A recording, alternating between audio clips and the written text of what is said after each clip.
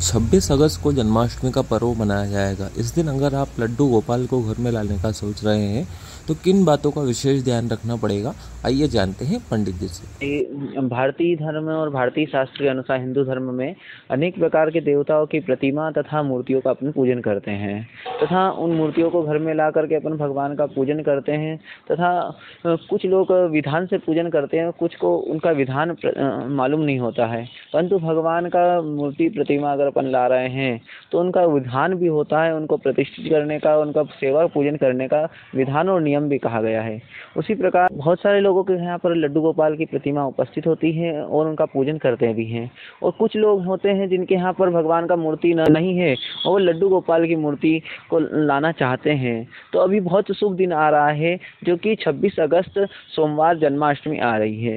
इस दिन अनेक प्रकार से शुभ योग बन रहे हैं तथा भगवान की प्रतिमा लड्डू गोपाल की मूर्ति अगर लाना चाहते हैं तो इस दिन ला सकते हैं। अगर भगवान की प्रतिमा लाने का सोच रहे हैं तो उससे पहले भगवान के नियम भी जान लेना चाहिए कि किस प्रकार उनका सेवा करना चाहिए, किस प्रकार उनको रखना चाहिए और किस प्रकार उनको स्थापित करना चाहिए, इनके नियम भी बताए गए हैं। तो ये जो 26 तारीख को अगर अपन भगवान को लड्डू गोपाल का प्रतिमा लाते हैं, मूर्ति लाते हैं, तो सर्वप्रथम भगवान को पंचामृत आदि से स्नान करवाना चाहिए। स्नान करवाने के पश्चात उचित स्थान देखना चाहिए कि कहाँ पर अपन भगवान को स्थापित करेंगे, कहाँ पर भगवान के को विराजमान रहेगा और कहाँ पर उनकी सेवा पूजन हो सकती है।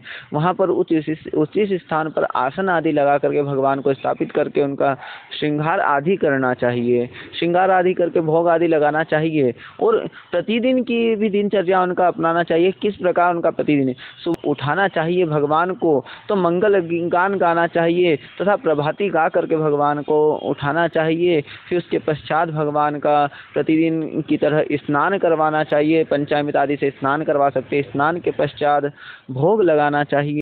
उसके पश्चात रात्रि में जब शयन का नियम आता है, जिस प्रकार छोटे बालक को अपन लोरी गा करके सुनाते हैं उसी प्रकार भगवान को लोरी गा करके सुनाना चाहिए तथा मंगल गीत गाना चाहिए। और अगर इस प्रकार भगवान का सेवा पूजन प्रतिदिन किया जाए तो विशेष कृपा भगवान की परिवार पर बनी रहती है तथा घर में सुख संपत्ति आदि का वास रहता है।